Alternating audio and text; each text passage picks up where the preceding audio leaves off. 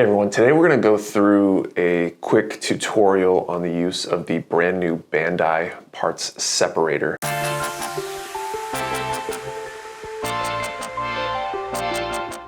Incredibly useful tools and ones that I wish I had a parts separator in the toolbox much earlier in my building career, and this brand new parts separator from Bandai is a fairly inexpensive tool, and from my limited chance to use it so far, it has proven to be very useful. So I'm going to give you a few tips and tricks for using it, and hopefully help you make the most use of this tool yourself.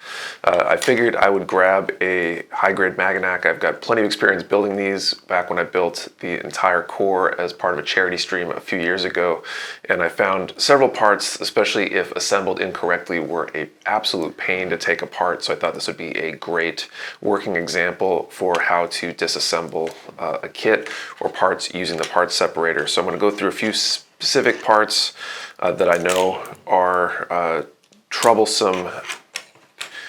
So first up, trying to remove the orange piece here from the side skirt.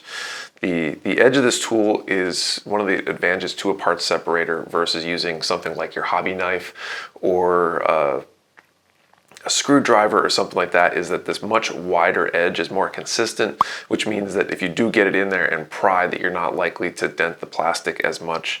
And so trying to find any sort of edge that might come apart with this separator, hoping for a little bit of separation somewhere. There we go, I found one right there. And I'm trying to get as much of the tool under the part as I can to make the widest surface area to pry with, spread out that pressure, and pretty easily, once I found a little bit of an edge that I could get in there, that came apart pretty easily. The leg also presents a couple really fun parts to try to disassemble. One is the side here. In this particular kit, there are visible tabs on the inside. I'm not sure if that shows up on the camera there. So those can give me a little bit of something to push on to try to get it started. And I can use the edge of this corner here to get things kind of started. And then once they're started, I can try to find an edge in there. Give this a little bit more of a push. And there we go. I got in there a little bit. We got a little bit of separation, and like that, it pops off fairly easily. And once one is off, again, the other would be much easier. The other piece, another good example of a difficult set of pieces to disassemble, is the knee joint on just about any kit, or elbow joints. Same idea. If these are assembled tightly, if all the pegs are in place, everything's kind of crammed together, and it can be hard to get in there. In this case, I believe it's the left side that is the one that comes apart, or that's where the edge is. And so same thing, I'm going to try to find the widest areas I can and apply just a little bit of pressure, trying not to apply too much pressure all at once. That might bend the part, trying to get under as much of this as I can and work my way around gradually. And I can kind of jiggle that a little bit. I'm trying to avoid stressing the plastic any more than necessary, avoiding breaking pegs and the like, and with a little bit of work I can get that apart, and now the whole knee is apart. I think there's a few other things. This is the shield is another good example. This also has tabs here, so I can get those started. And once it's out a little bit, then it's all about trying to find a space. One thing I didn't point out yet on this part separator is it does have this little nub on the other end, which is fairly useful for things like this.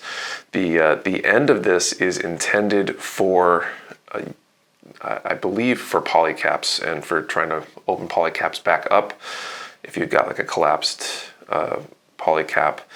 But it is fairly narrow and seems like it might fit into some spaces like this. Looks like it's a little bit too narrow. So I'm gonna go back to the other edge here, try to get this kind of started.